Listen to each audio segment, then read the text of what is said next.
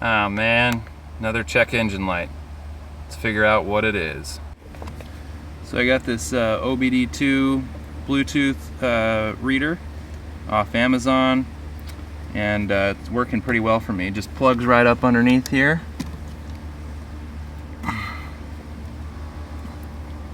And let's get connected to it. Okay, so first thing, I'll want to have my key in the ignition, turn it to number 2. Got to turn on my Bluetooth, and then starting to bring up, here's my OBD2, it recognizes it, so select that. It's going to bring up a pin. This one I think is 1, 2, 3, 4. Okay, it's paired. And then go to the app, torque. And this is a pretty good app for free. I mean, it's not the most beautiful thing, but it'll do what I need it to. So just long press, or actually hit the little, and go to fault code. So it's, I mean, very basic. They set it up really nice to just very quickly get those fault codes. So show logged faults. It's asking the computer, the car's computer. All right, P0141, and then you can tap on that.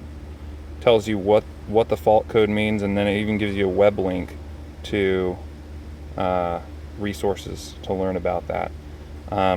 So I have determined that it's the heater on the downstream oxygen sensor, O2 sensor, and so there's a couple checks you can do, which I will show you. So now we are underneath the passenger side seat. I have it slid all the way forward and lean forward to give me a little bit more space. Cleared out the back seat so I can kind of lay down and get underneath here.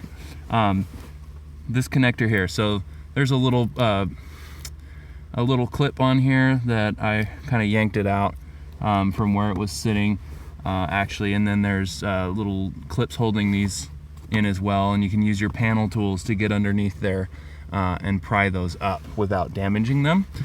So this is the one of interest, and you want to disconnect by pushing here, disconnect and pull. And so this is the sensor side, and then this is the side that goes to the computer. And so based on our fault code was the heater portion of this O2 sensor. So based on what I've read, these like colors. So based on what I've read, these two bottom pins, look here, they're both black. Those should be the heater pins. And you're looking for very low resistance, I think 5 to 10 or so ohms resistance. Checking these two bottom pins.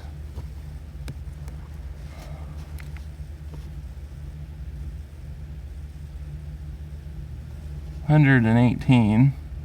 It's a lot higher than it's supposed to be. Last time I was looking at it was in the kilo ohm range, and these should be not connected to any of these other pins here.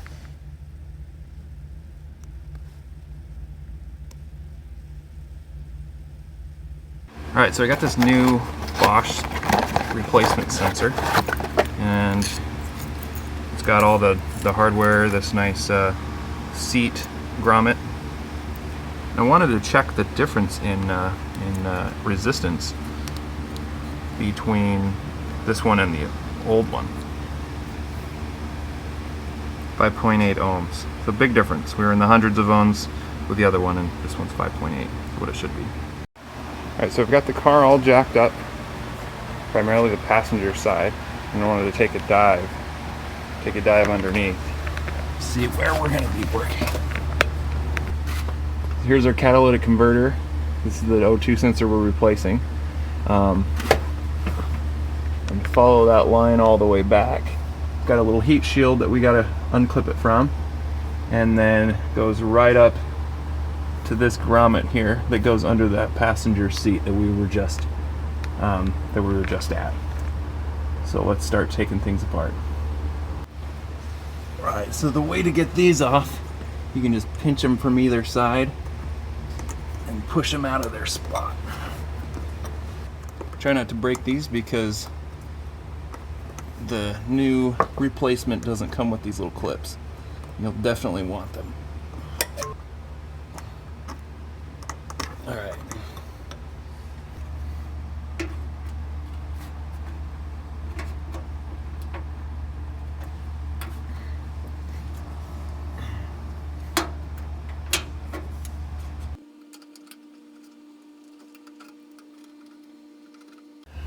Alright, so to actually remove the sensor you need a tool like this.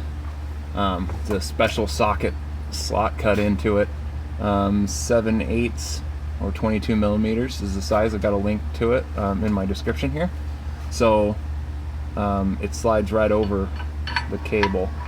You can lock into it there.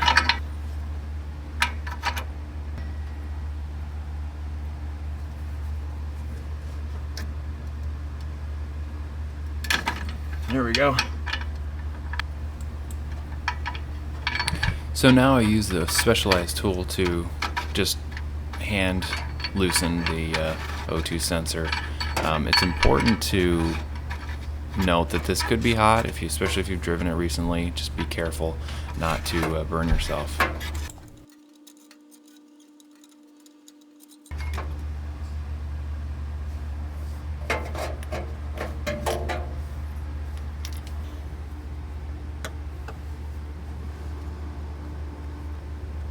I tried prying it with the screwdriver first, but found it was much easier to actually go ahead and push it into the hole.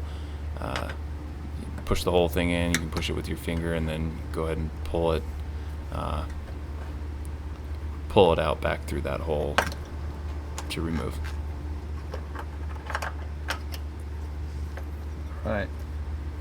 Alright, so now you want to remove all these little clips so you can reinstall them. This one just pops off, it's nice, easy. And these other ones, you're going to have to work them a little bit more.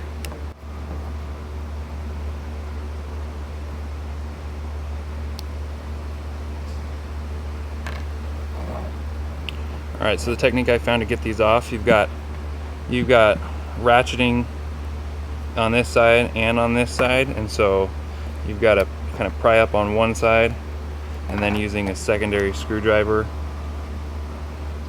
do the same. Try not to break it. And almost. There we go. Pry them up. Alright. These three little guys can go onto the new one.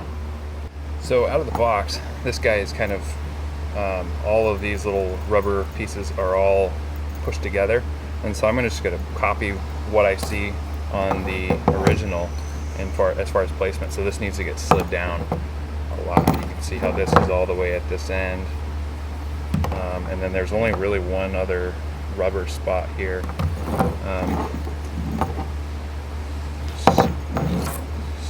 Slip that.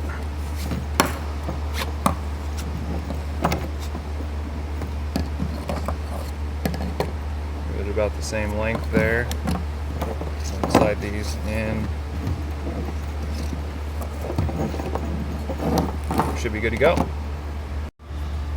Okay, so the first thing you're going to want to do, I think, is screw in the new sensor, because all the rest of the cable twists with it, so you don't want to have this be the last thing in and have a big old long twisted cable.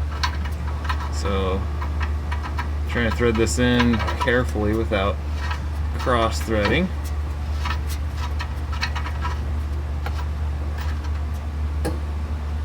Alright, hand tight, and let's torque it down a little.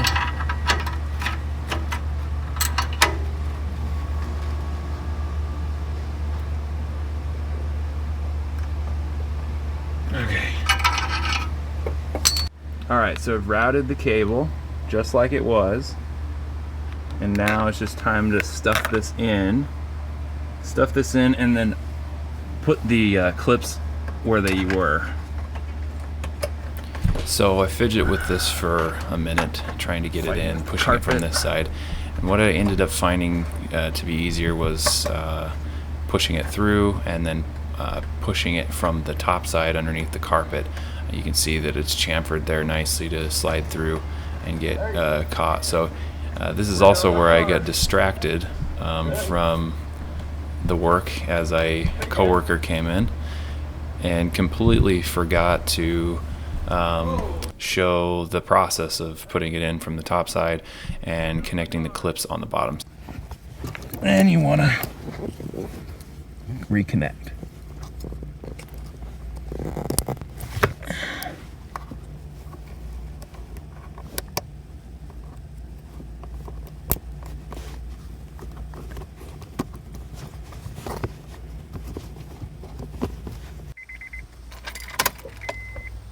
Alright, so now we got to reset the fault code, which is pretty easy to do with the torque app. So go here, fault codes. I still have it, it's still showing on my dash. So clear logged faults. Okay. Okay, lights out. And fortunately, it stayed out and never came back on. All right, so for this job, you'll need jack stands. You'll need, for diagnosis, multimeter. Check the resistance on the heater. You'll need a 3/8 socket wrench, so it can be ratcheting or not. And then this specialized tool, which is a 7/8, 22 millimeter. It fits, mates with the 3/8, and it's got this nice slot in there to be able to deal with the cables coming out of the back of the OT sensor. So I've got a link to this in the description. And then you'll need some basic hand tools, pliers, a couple screwdrivers, flathead is preferred to be able to get clips on and off. Lastly, you'll need an OBD2 reader of some sort. This is a Bluetooth module. They come in all forms, but you need to be able to read the codes and reset the codes. This one I found on Amazon, decent price. I bought another one before. It was a cheapie, I think it might have been from eBay, or a $3-4 one from Amazon. It didn't connect with my phone. So I spent a little bit more money. I think it was less than 20 bucks, and it's been totally worth it. I'll link to it in the description, but hooks up every time my phone. It's a great tool to have if you're going to be doing work on your car. I mean, even if not, it's just good to be able to very quickly find out what your error codes are instead of having to take it somewhere. You can check it right away. So you need this. You'll need this with paired with a smartphone and the Torque app or another app. There are plenty out there, but Torque is a very common free version, and it seems to work quite well. I hope this was helpful. If it was, please give it a like, subscribe, and I'll see you guys in the next video.